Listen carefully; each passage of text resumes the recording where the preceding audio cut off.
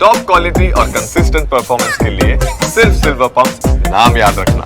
Ahmedabad municipal corporation દ્વારા મોતના ખાડાઓ ખોદવામાં આવ્યા છે અને એક યુવાન જે છે એક તેનું મોત નીપજ્યું છે। અમદાવાદના ઓઢવ વિસ્તારમાં આવેલા અંબિકાનગરના આ જે દ્રશ્યો બતાવશું, જેમાં જે વ્યક્તિ છે જે અહીંથી પોતાનું બાઇક લઈને જઈ રહ્યો હતો વરસાદના સમયે, ત્યારે તેનું બાઇક જે છે તે આ વહેણમાં સીધું જ વહી જાય છે અને સમગ્ર રાત દરમિયાન ફાયર વિભાગ જે છે તે મહા મહેનત કરીને તેની મૃતદેહ જે છે તે બહાર કાઢે છે।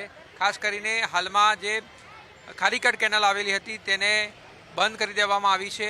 ઉપરથી જે છે તેનો આરસીસીનો લેયર કરી દેવામાં આવ્યો છે, એક રસ્તો બનાવવામાં આવી રહ્યો છે। તો બીજી તરફ જે તેને જોડતી લાઇન હતી તે પણ તમે જોઈ શકો છો અહીંયા ખુલ્લી પડેલી છે। બેરિકેડ્સ લગાવવામાં આવ્યા હતા, પરંતુ વરસાદનો વહેણ જે છે પાણીનો એટલો હતો કે બેરિકેડ જે છે તે પણ નીકળી ચૂક્યા હતા અને જે પ્રકારથી વિડીયો સામે આવ્યા છે તેમાં સ્પષ્ટ જોઈ શકાય છે કે તે બાઇક ચાલક છે તે સીધો જ પાણીમાં જે છે તે ગરકાવ થઈ જાય છે। લોકોને પૂછશું કે લોકોમાં કેટલો આક્રોશ જે છે જોવા મળી રહ્યો છે, કારણ કે દર વર્ષે આ વિસ્તારમાં પાણી ભરાઈ જવાની સમસ્યા તો સર્જાય છે, પરંતુ આ પ્રકારથી યુવાનોનું જે છે તે મોત થયું છે અને તેના જ કારણે લોકોમાં આક્રોશ છે। બે ક્યાં નામ है आपका? दीपक भाई, क्या हुआ था कल हादसा आपने? शाम के समय में जब पानी बरसा तो जैसे ही लोगों को पता चला कि बारिश ज़्यादा आने वाली है अहमदाबाद में, तो सभी लोग अपने अपने घरों के लिए निकल रहे थे। तो ऊपर नवरंग सर्कल से पानी का बहाव इसी तरफ है, गटर की तरफ, तो यहाँ पर पानी का बहाव कम से कम 5 से 6 फुट हो गया था। और वो भाई जैसे यहाँ बाजू से निकला और यहाँ नीचे की तरफ जैसे ही गया, उनको ये मालूम नहीं चला, यहाँ बीच में कुछ लगा नहीं था, आजू बाजू पत्थर लगे थे, पानी निकलने का ये रास्ता था, और वो पानी के बहाव में गिर पड़े। और जब गिर पड़े तो फिर वो अपने आप में संभाल नहीं पाए और सीधा गटर में चले गए, जिससे उनकी अकस्मात मौत हो गई। आप सभी को ये मालूम है। क्या टैक्स हम भरते, क्या इसलिए भरते कि हमारा इस तरीके से हमको दिन देखना पड़े? नहीं, घरों सभी लोग यहाँ टैक्स भरते हैं, लाइट बिल का सबका देते हैं, लेकिन क्या है यहाँ पर देखने कोई नहीं आता है। घरों में मच्छर हो रहे हैं, तो जब पूरा सीजन निकल जाता है, सीजन के बाद में मच्छरों की दवाई डालने वाले आते हैं, और गटर का पानी पूरा बैक मारता है, केमिकल का पानी बैक मारता है। आप यहाँ धुआं कोई नहीं आता है, यहाँ केवल तब आते हैं जब यहाँ पे कोई घटना घट जाती है। आज ये घटना घटी जिससे हम सबको ये मालूम चल गया कि यहाँ पर कुछ हुआ है, लेकिन हकीकत सच्चाई यही है जो आपके सामने है। कितना आक्रोश है यहाँ पे ये जनता? यहाँ लोगों को बहुत आक्रोश है, सब नाराज हैं। यहाँ घरों में केमिकल का पानी आ रहा है, कोई देखने वाला नहीं है। गटर बैक मारती है, पूरी रात पानी चलता है, पानी भले उतर जाए, उसके बाद में गटर का और केमिकल का पानी आता है रिटर्न में। अभी 11 बजे पानी आएगा तो आप देखना उसमें गटर का पानी आ रहा होगा घरों में। पीने का पानी भी बरोबर नहीं है। તો પીવાનું પાણી પણ વ્યવસ્થા આવતી નથી। કેટલો આક્રોશ થઈને લોકોમાં અને આ પ્રકારથી ખાડા ખોદી દેવામાં આવે છે, કેટલી તકલીફ પડે? तकलीफ तो पड़े था साहब। तकलीफ ये है कि खड़ा ये कोई वो नहीं है, देखने लायक कोई खड़ा नहीं रहता, ये खोला हुआ है। ये जब बारिश होती है तो बना के रखना चाहिए ना, कोई बारिश होती है बना के जाल वाले रखना चाहिए ना, कि पानी की बारिश हो रही है, कोई पानी ऐसा खोद के रखा है गड्ढा, तो इसके लिए कुछ होना चाहिए ना पब्लिक के लिए। ऐसा कुछ भी नहीं है इधर। તો કોઈ પણ પ્રકારની વ્યવસ્થાઓ જે છે કરવામાં નથી આવી। અંકલ, કેટલા વખતથી તમે અહીંયા રહો છો ઓઢવમાં અને શું તકલીફ? લગભગ હું 40 વર્ષથી રહું છું, પણ અહીંયા ગાડી કોઈ જાતની ખાલી ઇલેક્શન ટાઈમે જ આવે છે, ત્યારે જ બધું વાતો કરીને જતી રહે છે। અને આટલી બધી પરિસ્થિતિ આ બિચારા અહીંયા જે અહીંયા લોકો રહે છે એ લોકોની પણ એટલી ભયંકર પરિસ્થિતિ ખરાબ છે કે જો હવે તમે અહીંયા જ જુઓ, આ પાણી ભરેલું છે, મચ્છર થાય, રોગ થાય, પછી એની જવાબદારી કોણ લે? એટલે એવું નથી, ટોટલી બધી જગ્યાએ એવું જ છે। બધી જગ્યાએ કોઈ પાણીની વ્યવસ્થા નહીં, કોઈ માણસ આ બિચારો મધ્યમ વર્ગ ગરીબ માણસો મરે છે।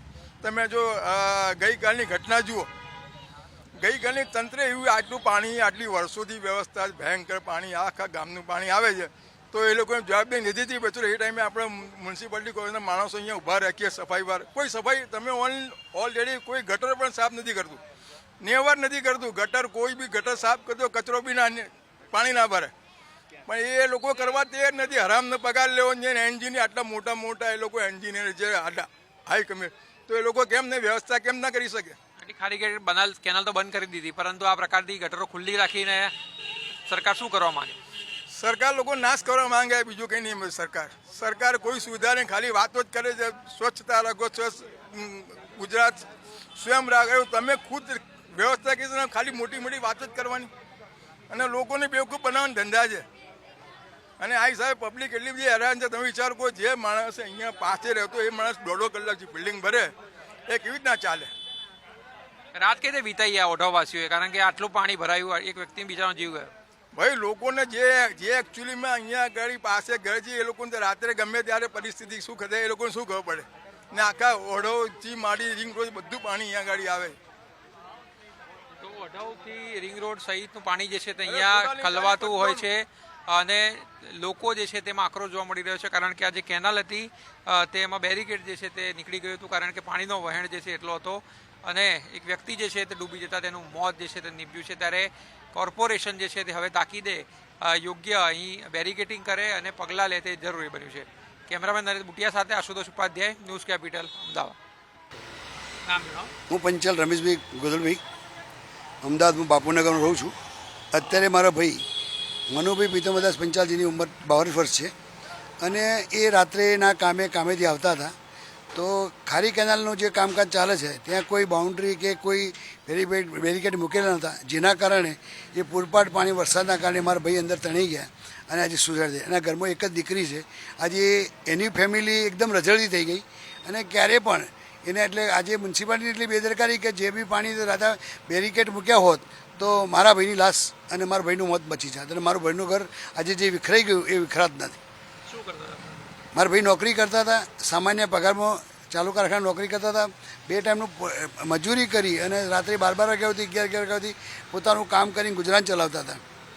અને છતાં બી આજે એમની એકની એક દીકરી છે, એમના ઘરમાં બીજું કોઈ કમાનાર વ્યક્તિ નથી અને આના મ્યુનિસિપાલિટીની બેદરકારીના કારણે આજે આ વસ્તુ અમારી બની અને અમારા ઘરમાં અમારે ખોટ પડી મોટી, જે અમે પૂરી શકાય નથી. અમે એની ફેમિલીને કંઈ કરી શકીએ નહીં. હજી દીકરી ભણતી છે, એની પાછળ કોઈ કમાનાર વ્યક્તિ ના રહી અને અમને બહુ દુઃખદ અમારા માટે છે અને અમે આ માટે મ્યુનિસિપાલિટી એવી જે બેદરકારી દાખવી એ બદલ અમે ખૂબ દુઃખી છીએ. શું કરવું જોઈએ કોર્પોરેશન? કારણ કે સામાન્ય લોકોના જીવ જઈ રહ્યા છે અને આ પ્રકારની ખાડાઓ ખુલ્લા, એટલે આ રીતે આ પ્રકારના ખાડાઓ ખુલ્લા રહે છે, સામાન્ય પ્રજા ડૂબી મરે છે. કોઈને સરકારને કોઈ મ્યુનિસિપાલિટીને કોઈ પડી નથી કે ભાઈ જે આવી રીતે બેરિકેડ મૂકવા જોઈએ. નાનામાં નાનો માણસ મરી જાય, જે નિરાધાર છે એની આ શું દશા થતી છે એ આના ઉપરથી વિચારવું જોઈએ અને મ્યુનિસિપાલિટી આના પર યોગ્ય નિર્ણય લેવો જોઈએ. તમને શું મળવું જોઈએ? શું માંગો છો? અમને મારા ભાઈ તો આપી શકે એમ નથી, બાકી મારા ભાઈની આખી જિંદગી પૂરી થઈ ગઈ. હવે એની પાસે કોઈ કમાનાર વ્યક્તિ નથી તો મને એની પાસે એક સહાય મળવી જોઈએ કે જેથી કરીને એની મા દીકરી એનું ગુજરાન ચલાવી શકે.